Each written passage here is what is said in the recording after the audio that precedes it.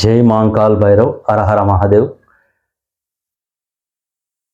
కాటేరి విద్య మంత్రము గురుముఖత తీసుకొని గురుముఖతంగా చేసుకుంటేనే దాని విధానము, చేసే విధానము ఏంటిది, ఏ విధానంగా. కాటేరి అంటే ప్రాణం మంచి వరకు మంచి చేస్తారు, చెడు వరకు కూడా చేయొచ్చు.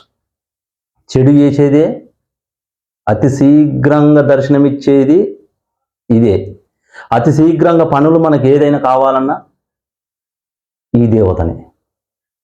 ఇది ఎన్ని రకాలు ఉన్నది అంటే దీన్ని ఒక రక్త కాటేరు ఉంది, కాటేరు ఉంది, ఎన్ని రకాలు. మీకు నేను ఎందుకు చెప్తానేనంటే మీరు ప్రయోగాలు చేస్తారు, నేను ప్రయోగాల గురించి చెప్తాను. ఇలా దాన్ని చేస్తారు కాబట్టి దాని విధి విధానాలు కొంతవరకు నేను చెప్పడం లేదు. గురువుగారు ఇవన్నీ చెప్పినాక కూడా మీరు చెప్పాలంటే కదా, మీరు చేసే విధానం కూడా కొంతమంది విద్య తీసుకొని గురువు దగ్గర ఎక్కడైనా తీసుకొని గురువుతోని ప్రయోగాలు నేర్చుకున్న వాళ్ళు కూడా తీసుకొని చేస్తే ప్రాణాలు కూడా పోయే ప్రమాదం ఉంటుంది. అందు గురించి కొన్నిటికి ఆపవాల్సి వస్తుంది.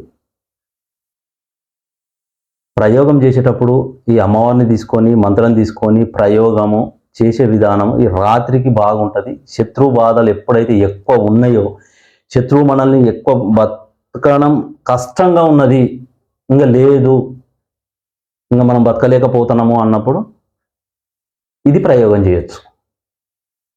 ఈ ప్రయోగానికి సమయం 12 తర్వాతనే ప్రయోగం దీనికి మొదలు పెట్టాలి. పెట్టే విధానం ఏది చేసినా ప్రయోగాలు మాత్రం అర్ధరాత్రి పూటనే ఉంటాయి. అది గురుముఖతంగా మంత్రం తీసుకొని గురుముఖతంగా చేసుకుంటేనే బాగుంటుంది.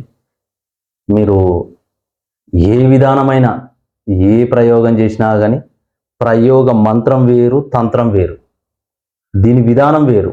ఈ విధానాలు తెలుసుకున్నప్పుడే ఆ మంత్రానికి అర్థం. ఆ మంత్రం చేసుకుంటూ పోయినా కొద్దీ ఏదో జరుగుతుంది అనుకుంటే అది ఏది జరగదు. ఎక్కడ ఉండాలో అక్కడనే ఉంటుంది. నువ్వు ఎక్కడైతే కూర్చున్నావో అక్కడనే ఉంటావు, కానీ ఎక్కడికి ముందుకు పోలేవు. క్రియలు మాత్రం నేర్చుకున్నప్పుడే క్రియ అది. ఇది కాటేరి విషయం శత్రువులను చెమట పుట్టిస్తుంది. ఏ విధానం చేయాలో ఆ విధానం. ఇది ఒక్కటే మంత్రం అదే, క్రియ వేరు. శత్రువుల మీదకి ఏ విధానంగా దాడి చేయాలంటే ఆ విధానంగా దాడి చేయొచ్చు. దీని క్రియ వేరు. దీని క్రియ కావాలి గురువుగారు నాకు అన్నప్పుడు కింద నెంబర్ ఉంటుంది, ఆ నెంబర్ కాల్ చేస్తే నేను చెప్తాను. జై మాంకాల్ భైరవ్, హర హర మహాదేవ్.